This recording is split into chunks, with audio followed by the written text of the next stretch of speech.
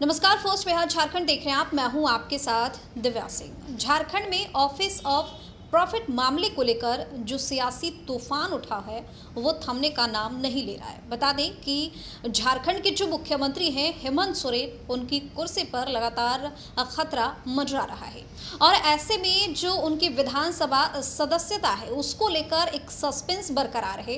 राज्यपाल की तरफ से अभी इस पर कोई फैसला नहीं आया है। बताया जा रहा था कि कल यानी शनिवार को जो झारखंड के राज्यपाल हैं रमेश बैस, वो इसको लेकर कोई बड़ा फैसला लेने वाले थे, लेकिन उनके तरफ से कोई आधिकारिक तौर पे फैसला सामने नहीं आया। लेकिन ये कहा जा रहा है कि जो राज्यपाल हैं वो अपने फैसले को चुनाव आयोग के पास रखेंगे और चुनाव आयोग इसको लेकर अधिसूचना जारी करेगा।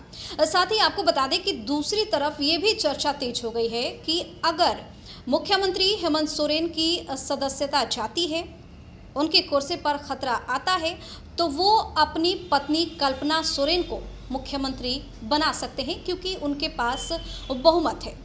साथ ही आपको ये भी बता दें कि जिस तरीके से सियासी तूफान मचा हुआ है अभी झारखंड के अंदर, उसके बाद से जो मुख्यमंत्री हेमंत सोरेन है वो ये भरपूर कोशिश कर रहे हैं कि जो उनके सत्ता पक्ष में तमाम विधायक हैं वो उनके साथ रहें और इसको लेकर लगातार वो अपने विधायकों के साथ बैठक कर रहे हैं अपने आवास पे, जिस बैठक में सत्ता पक्ष के जितने भी विधायक हैं वो मौजूद रह रहे हैं। साथ ही आपको ये बता दें कि ऐसे में ये जानना बेहद जरूरी है कि आखिर ऑफिस ऑफ प्रॉफिट मामला क्या है और किस तरीके से अगर हेमंत सोरेन दोषी पाए जाते हैं तो उनकी सरकार पर खतरा नहीं है। किस तरीके से अगर बहुत कम समय के लिए उनको अयोग्य घोषित किया जाता है तो वापस से 6 महीना बाद वो चुनाव लड़कर वापस आ सकते हैं। किस तरीके से कल्पना सोरेन को वो मुख्यमंत्री बना सकते हैं और किस तरीके से उनके पास ये भी ऑप्शन है कि वो सुप्रीम कोर्ट का दरवाजा खटखटा सकते हैं। चलिए विस्तार पूर्वक बताते हैं कि पूरा मामला क्या है। झारखंड के मुख्यमंत्री की कुर्सी पर खतरा मंडरा रहा है।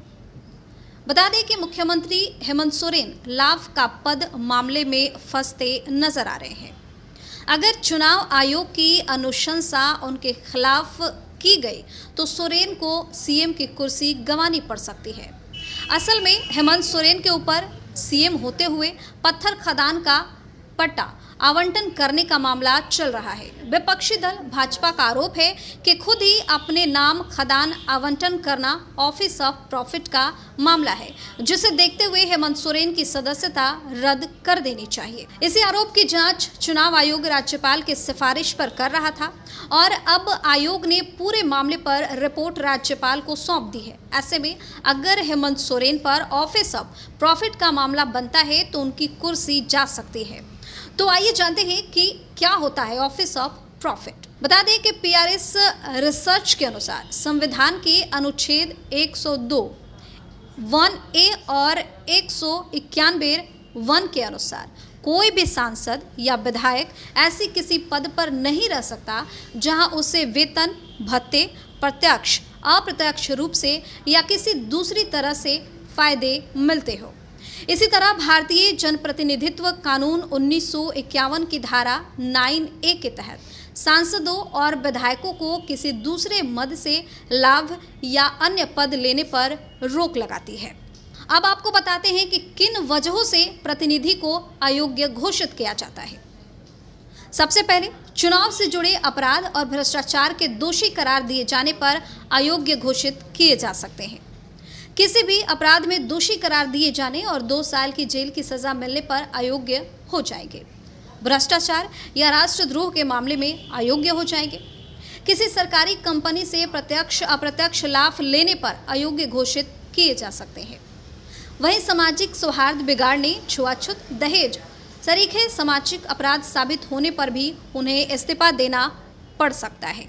अब आपको बताते हैं कि हेमंत सोरेन क्या कर सकते हैं। झारखंड की राजनीति पर नजर रखने वाले एक सूत्र का कहना है कि हेमंत सोरेन अगर दोषी पाए जाते हैं तो सरकार को कोई खतरा नहीं है। इसकी वजह यह है कि सरकार के पास बहुमत है और उसके पास कांग्रेस का समर्थन भी है।